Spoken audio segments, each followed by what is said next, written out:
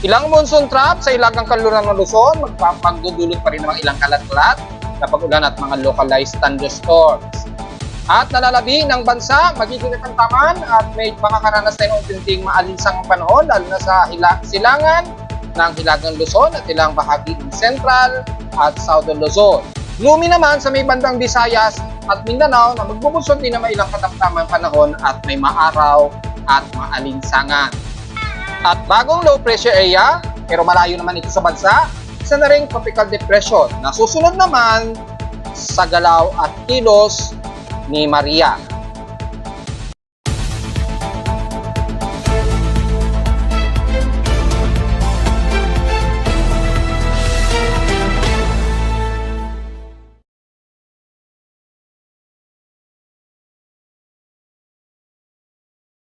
Hello, good morning mga folks. Welcome po muli sa ating Daily Weather Bulletin Analysis para sa araw na Linggo, August 11, 2024.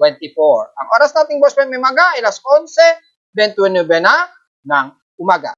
Well, magiging mas maalisangan ngayon ang mararanasan natin at katamtaman lagi ng panahon, kabilang na ang parte ng Metro Manila. So, maliit at tsansa ng mga pag-ulan o kalat-kalat na pag-ulan parang ang maiiral at mararanasan natin sa ilang bahagi ng Luzon.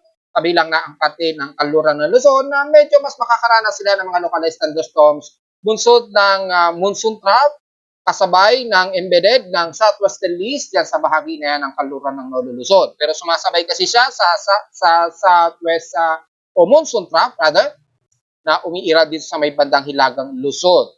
So kung saan nanggagaling o binabantayan natin si 91W, yung monsoon trough na yan ay hinahatak ito pasilangan. Kaya yung kanlurang bahagi ng Nolo Luzon mas makakaranas ng mga ilang pagkalat ng pagkidlat at pagtulog at mga pag-ulan. Pero mula sa Central Luzon at ilang bahagi ng Bulacan, pabawa ng Metro Manila at ilang bahagi ng Calabarzon and the rest, lalo na sa may parting Bicol region, ay medyo makakaranas na tayo ng medyo maalinsangan at katamtaman ng panahon. Pero yung mga isolated ay magpapatuloy lamang ngayong araw. Sa current conditions natin, overcast, gloomy, haze at few clouds po umiiral sa amin sa Caloocan. Makikita sa live CCTV snapshots ay medyo maaraw po. So medyo tumataas ang aming alinsangan dahil sa mataas na concentrated humidity at temperatura. So expected po yan mga folks. At sa lowest temperature na tala, Dakoy Weather Station, kaninang 4:51 AM, nakapagtala kami ng lowest of 26 degrees Celsius. Kapon nakapagtala kami ng comfortable na pinakamataas na temperatura na nasa 30.1 degrees Celsius ang pinakamataas na kahapon at 10:19 AM. Meaning, mababa ang aming heat index kahapon at 39.2 degrees Celsius lamang ang naging heat index kahapon. Pero mataas at katamtaman din ang ating outside humidity ngayon na 78%. Tumaas ito ng 3% since last hour.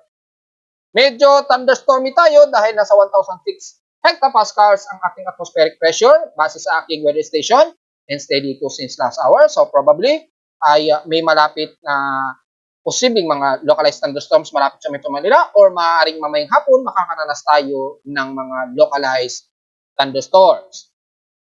Pero kung titignan naman natin ang basic streams in past 24 hours, nangunguna pa rin ang Tugigaraw na naman sa may pinakamainit na temperatura, 35.5 degrees Celsius. At na-report natin yan kahapon dahil nangunguna ang Tugigaraw sa may pinakamataas na temperatura kagad kahapon. Sa Baguio City naman at 16.6 degrees Celsius ang pinakababang temperatura sa bansa. At sa Ilola naman ang Iba, Zambales ay nakapagtala sila ng grabing ulan 101 mm ang naging total rainfall. So malamang sa hapon o sa gabi nakaranas sila ng ilang moderate and heavy rain showers na finorcast naman natin kahapon din. Kahapon nakapagtala kami ng pag-ulan din na total of 26.4 mm ang total rainfall. So in 7 days, nasa total of 91.8 mm na po ito. Sa buong month of August, nasa 145.2 mm na po ang naging total rainfall namin for the month of August. So medyo mataas agad. Halos nagno-normal na agad ang o malapit nang mag-above normal na agad ang total rainfall namin sa Caloocan. So tag-ulan na talaga. Samantala, sa ating high tide and low tide status, so far ay nasa moderate pa lamang ito to maximum high tide. So may 2 hours and 44 minutes pa. O mamayang 2:12 PM pa magma-maximum high tide. So titingnan natin kung aabot ng 1 meter. Well, hindi po. Aabot lamang ng 0.7 meters ang pinakamataas na high tide mamaya. So, hindi masyadong mataas. Medyo moderate lamang ang lalim ng karagatan sa Pangpang ng Manila Bay. So, wala po problema sa mga mangingisda natin na papalaot ngayong araw. Pero dahil linggo, malamang ay nagpapahinga po muna ang ating mga mangingisda. Pero sa mga ilan na gusto pa rin pumalaot kahit araw ng linggo. Wala namang nakataas na gale warning so far. Medyo kalmado naman ang ating karagatan. So wala tayong magiging komento sa ating gale warning at lakas ng alon. Magmas po tayo ngayong araw dahil medyo moderate po ang ating air concentration at PP2 index o 12.90 micrograms per cubic meter in particulate matter 2.5. Pagmas po tayo sa mga sensitibong mga baga ngayong araw dahil medyo moderate ang concentrated air pollution. Sa almanac, sumikat ng haring araw kaninang 5:41 AM, inasang lulubog ito mamayang 6:20 PM.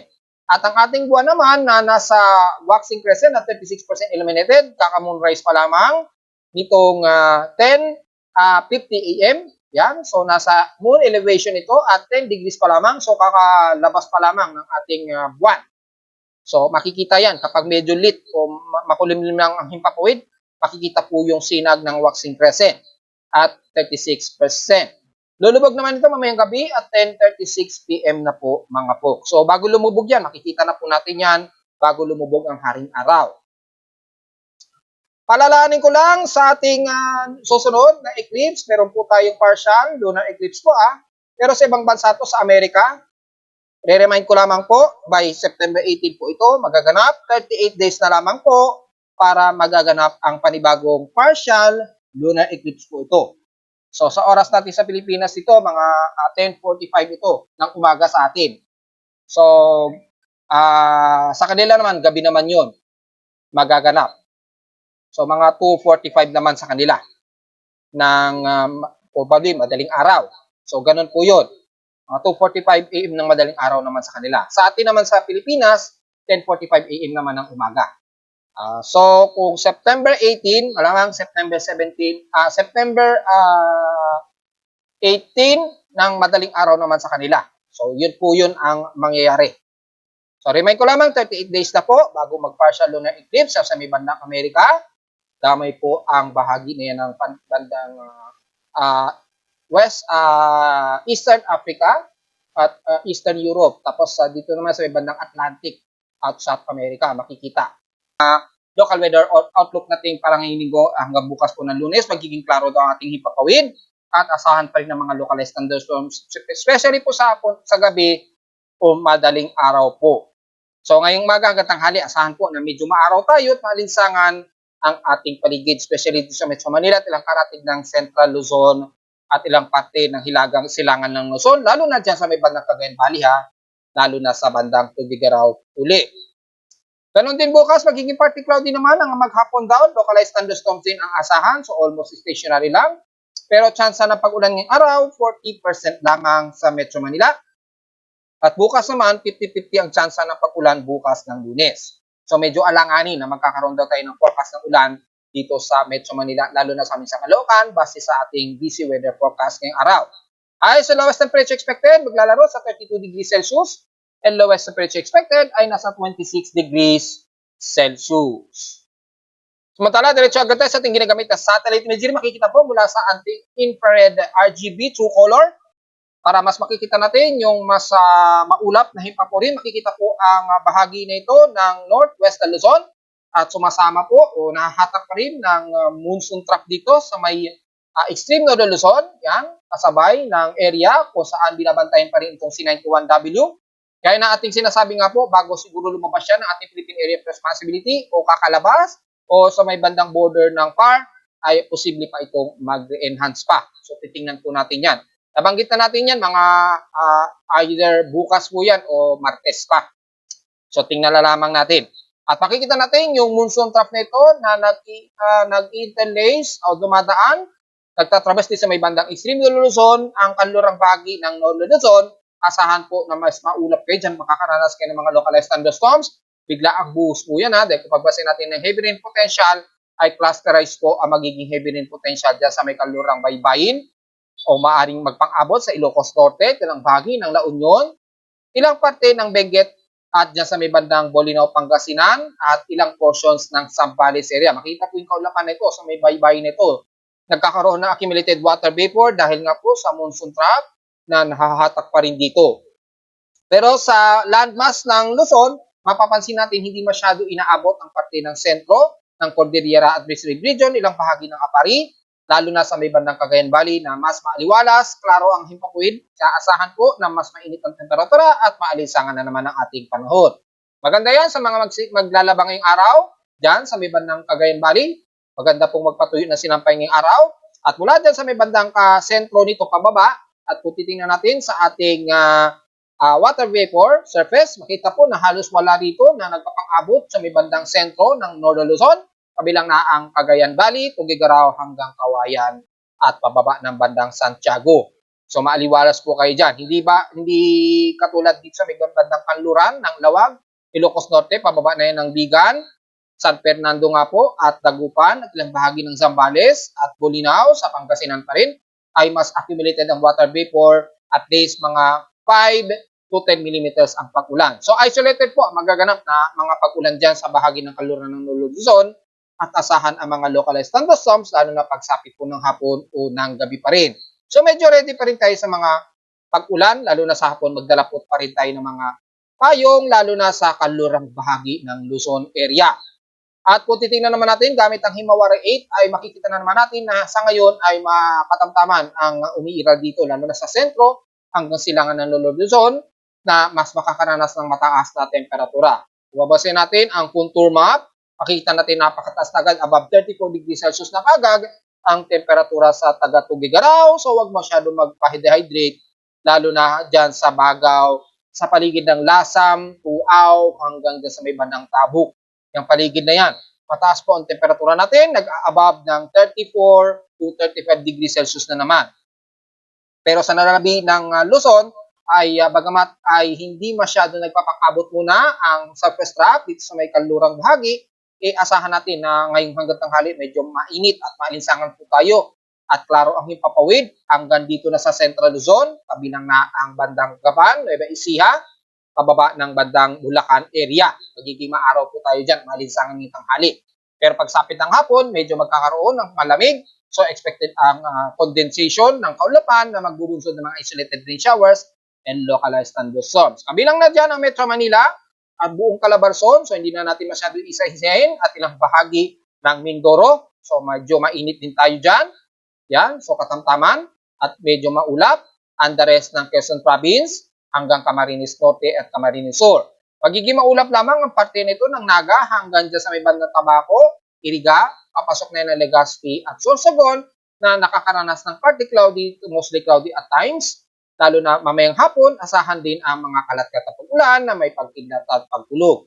Wala naman sa may bandang katimugang bahagi ng Luzon, kasama na ang bahagi ng Palawan na nasa kakaranas ng kalat-kalat na pag-ulan, ng bahagi ng El Nido, San Vicente, hanggang dyan sa may bandang Puerto Princesa.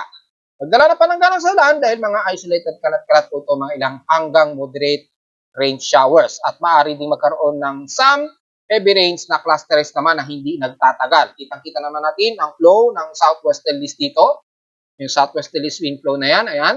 Medyo mataas ang concentration dyan, yung bahagi na yan ng southwesterlies wind flow. Kaya medyo mas maulan ang bahagi na yan ng Puerto Princesa hanggang El Nido, kabilang na ang parteng Coron.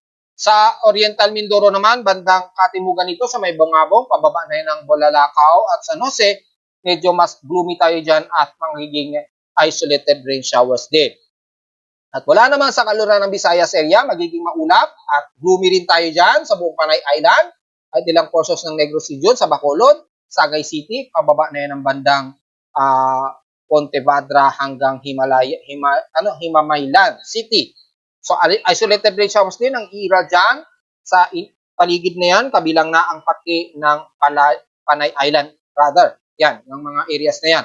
Mas gloomy po tayo dyan at nakakaranas ng kalat-kalat na pag-ulan at sa sentral ng Visayas, sa hilagang bahagi ng Cebu, sa bahagi ng Bantayan Island, yan, at dyan sa may bandang hilagang dulo ng Cebu, sa may Bogo City, hanggang Borbon. At dito naman sa may bandang Eastern Visayas, ang Biliran Island naman at northern part ng Leyte sa may San Isidro hanggang Tabago, yan, hanggang Villarba at parte ng Ormoc. Medyo gloomy tayo dyan.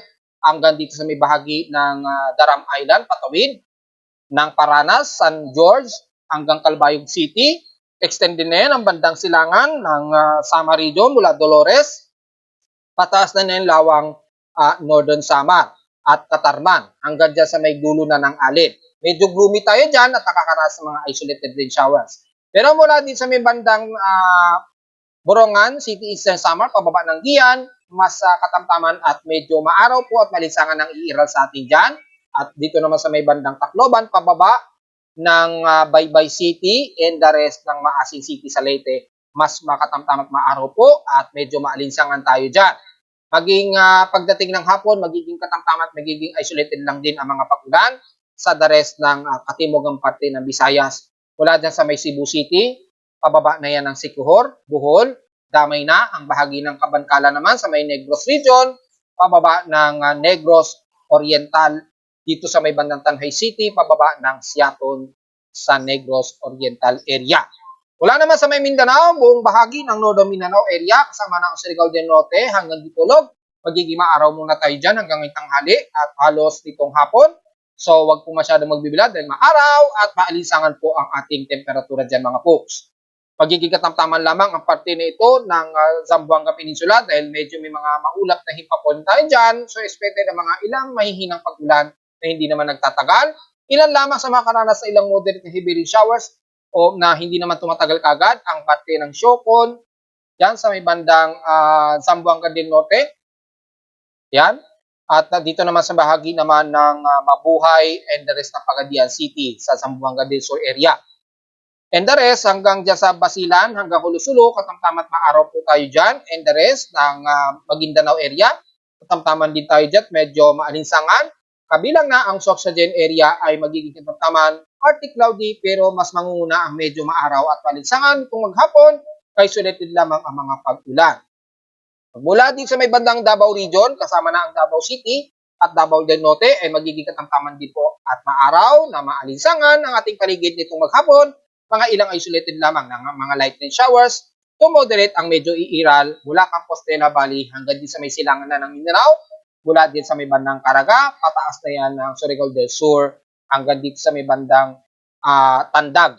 Yan, medyo maalisangan muna ang ating umaga at halos maghapon at isolated lang din pagdating ng hapon o gabi ang mga posibleng pag-ulan. So generally, ang halos buong Mindanao dito sa may bandang silangan ay mas makakaranas kayo ng mataas na temperatura, katamtaman, at klaro ang himpapuwid halos ngayong maghapon. Ang ilan lamang dito sa may bandang Sorsogen lamang ang Zamboanga Peninsula ang medyo mas makakaranas ng medyo gloomy at isolated rain showers. Diretso agad tayo sa ating ginagamit na satellite imaging. Makikita po natin na tatlo na po ang ating binamatayan sa bandang West Pac na tropical wave at o tropical disturbance. Itong C91W halos malapit na pong bumungad sa may border ng PAR natin at nanatili itong weak low pressure area pa rin. Nanatiling C91W nandito at wala pa rin pinagbago. So nanatiling mahina itong sirkulasyon. Pero kung pagbase natin yung kanyang float image ng satellite imagery, kitang-kita na po naman natin. Yan, i-adjust natin. Kung zoom natin ay nakikitaan pa siya ng bahagyang sirkulasyon sa pinaka-sentro niya. Pero napaka-disorganized yung kanyang nagiging formation sa ngayon. Although napaka-disorganized, medyo meron pa rin siyang slightly upward low convection dito sa portion niya. So medyo lumalaban pa siya. At makikita natin at binanggitan natin ng ilang araw na nakaraan ay may potential pa o may chance pa itong mag-re-enhance dito bago ito lumbas ng PAR or pag nasa may border na ng ating Philippine Area of Responsibility dito sa may bandang extreme northeastern Luzon na po dito sa may border. So far wala tayong magiging dahil wala namang enhancement muna itong C91W at samantala yung bagong low pressure na ating binamantayan, isa na ring tropical depression na may 1 minute average wind speed na 46 km per hour at bugsong maabot ng 58 km per hour. Mababa na kagad ang central air pressure nito, 995 hectopascals as of 8 o'clock AM po ito. Sa pinaka-aggressive natin na galaw ng tropical cyclone forecast monitoring, ay nito ay kumikilos na siya bandang pa eastward ng bahagya. So dito is nasa 52 kilometers per hour at 65 kilometers naman yung kanyang bugso. Kumikilos ito pahilaga, pahilaga ang direksyon niya sa 7 kilometers an hour. So napakabagal po ang kanyang galaw. So malayo naman ito sa silangan nito na Osagawa Islands. Pinost ko na yun sa aking Facebook page. So wala itong threat sa bansa. So hindi natin masyado concern itong si 95W. Ito namang si Tropical Storm Maria ay halos maglalandfall ito. At kung pagbabasa naman natin yung TC track ni Maria, i-recall natin, inaasahan natin na masabaybayin ito ng bandang eastern Japan. Kung lalapitan natin sa may bandang malapit sa Ichodiseki o Ishinomaki. Pagitan yan ay maaari itong maglandfall. So by Monday na siguro ito ng umaga o bago magtanghali, approximate ahead of time po yan. Base dito sa ating TC track converted sa oras natin sa Pilipinas. So mga bandang bukas pa po talaga ng umaga o bago magtanghali or either mga tanghali po na inaasa na natin sa baybayin ito ng northeastern Japan. Ang pinaka outer rain band o halos maglalandfall nito sa may bandang Morioka o bandang Iwate, Japan. Kung hindi man sa may bandang malapit sa may Sendai, Japan, northeastern Japan, iasahan na maglalandfall itong si Maria.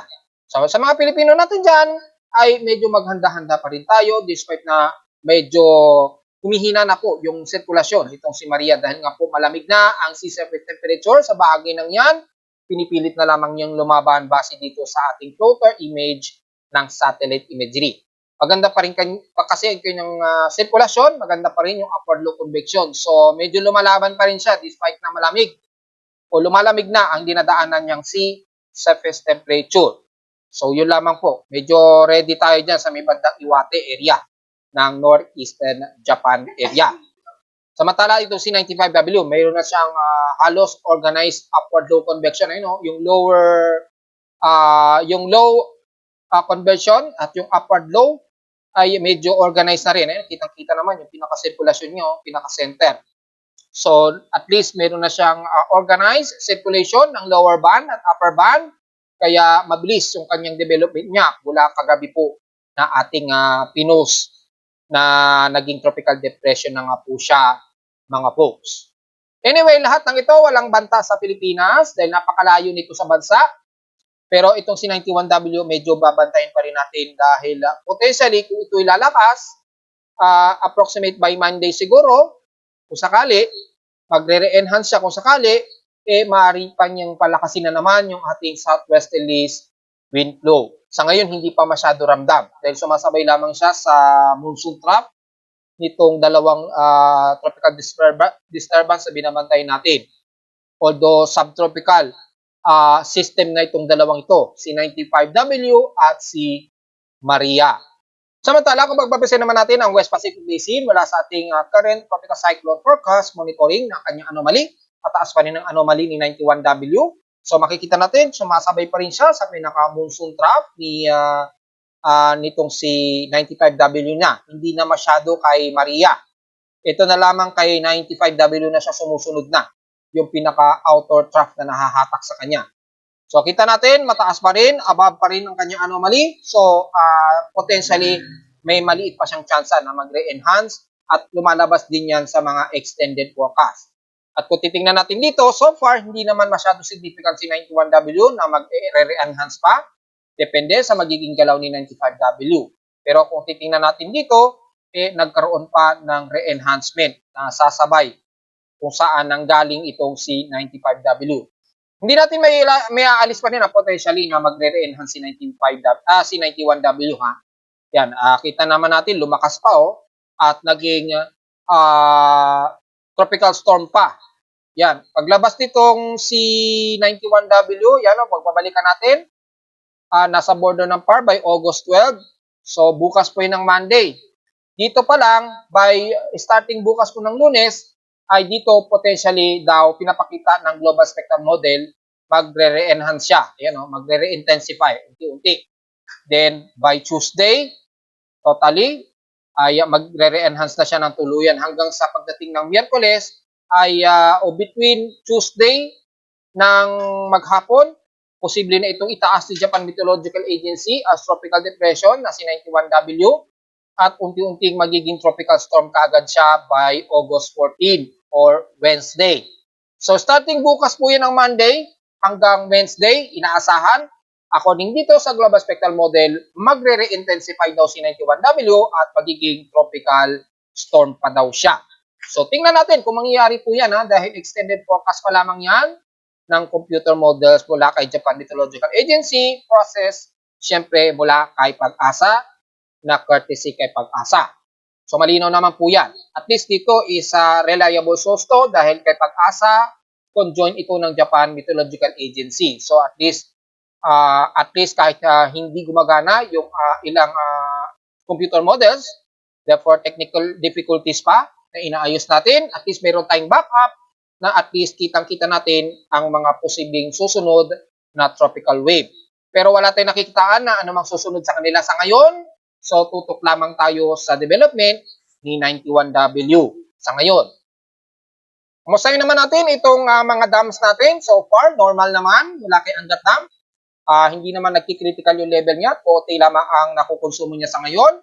At mula kahapon sa 187.35 meters, ngayon ay nasa 187.24 meters.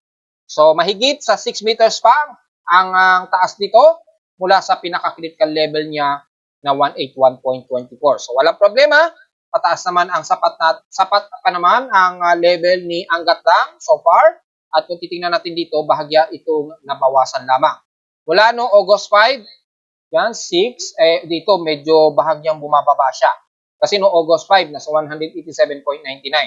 Ngayong araw, nasa 187.24 na lamang siya. So, mabilis din nababawasan yung level ng Angat Dam.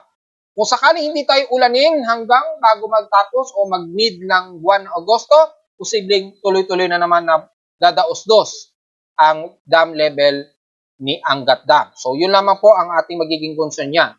Hopefully, hindi po mangyari yan dahil may mga kalat-kalat na pag-ulan naman tayong nararanasan kasama na ang parte ng Northern Luzon area. Samantala sa ulat lindol natin, so far, merong isa na medyo mahinang paglindol naganap kaninang 6:29 AM, kaninang madaling araw. So, titignan natin kung saan yan. 6:29 AM, sisilipin natin mula sa data feed ni PBOX. Alalaman natin dito, 6:29. So 6:28, ito, sa may Oriental Mindoro, magnitude 3.9. Naramdaman namin sa Caloocan kaninang 6:28 AM ng umaga. Ayan, mahinang yanig na ito sa aking seismograph. So mahina naman, magnitude 3.9 ito sa may southeast ng Pinamalayan, Oriental Mindoro po ito. Naganap ito 6:28 AM ngayong araw. So yan po yung na-detect ng aking seismograph. Although mahina siya, so wala namang masyadong malakas na mga pagyanig ang na-detect, maliban sa dito sa may Oriental Mindoro na na-detect ng aking seismograph. Wala naman sa data feed ni PBOX from kaninang 12 AM, meron agad dalawang magnitude 4 plus ang naitala. Isa dito sa may southeast ng Lingig, Surigao del Norte na naman. So mga typically aftershocks ito since ng mga nakarang araw. At ganon din nitong 8:52 AM. So kaninang 4:10 AM merong aftershocks na pagyanig at nitong 8:52 AM naman naganap din kanina. Magnitude 4 naman dito kaninang 4 AM, 4:10 AM nakapagtala ng magnitude 4 at kaninang 8:52 AM nakapagtala ng magnitude 4.1 na may lalim na 1 km at 9 km sa parehong lokasyon. Magkaiba lamang yung coordinates pero halos pareho lamang sa southeast ito ng Lingig, Surigao del Sur pa rin. Sa dagat ito mga folks. So ingat sa mga kababayan natin dyan sa may Surigao del Sur dahil patuloy pa rin tayo nakakapag-yanig. Tuloy-tuloy pa rin mga aftershocks. Wala naman karaan ang mga sunod-sunod na pagyanig. So ingat na lamang po at kung titingnan natin ay ating historical earthquake dahil marami namin kaagad ang pagyanig ngayong araw. Kung sisilipin natin. Yan. So gusto malaman kung ilan ang total earthquakes natin from January to August. Makikita agad dito sa unang annual natin. Annually, nasa total of 8,759 yung ating total earthquakes na natin from January to August 2024.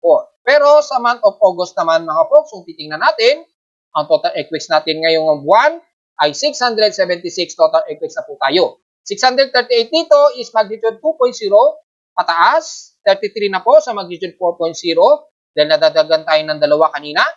Tatlo pa rin sa magnitude 5.0 at nanatiling dalawa sa magnitude 6.0. So mukhang mabilis ang progress o mas mabilis po ang earthquake count ngayong buwan ng Agosto. So ingat po sa mga kababayan natin, lalo na sa mga taga Surigao dahil dyan po ay nakapagtala ng mas malalakas na mga paginig. Dyan lalo na sa may bandang Lingig, Surigao del Sur pa rin. So kung titingnan natin, approximately 450 ang naging total earthquake count dyan sa paligid ng Surigao. Mula Surigao del Norte hanggang Surigao del Sur po. Approximate po yan, mga nasa 450 according dito sa ating earthquake count.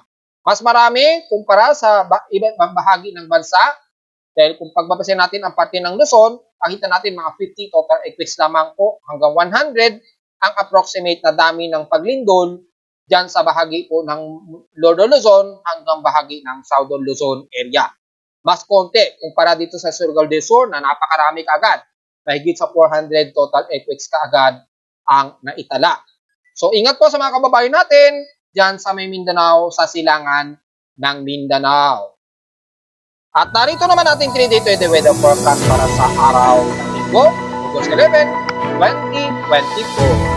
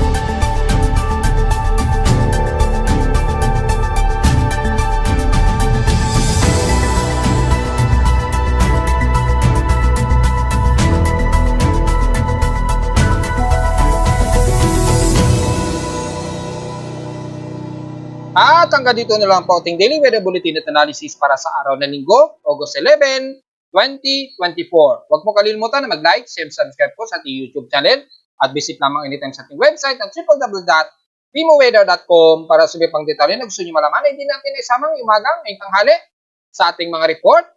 At typically, stationary lamang, medyo magiging mas maalinsangan lang tayo dahil medyo mahina ang ating habagat ngayon. Dahil malayo na po ang mga bagyo na ating binabantayan na. So hindi na mag-aanong enhance ang galaw ng ating mga southwest monsoon. At visit naman sa ating website para sa gusto malaman ang real-time at dynamic events mula sa aking weather station sa Caloocan at sa mga data feeds mula sa iba't ibang weather agencies. Maraming salamat po nga po mga folks sa pagandang araw po sa ating lahat.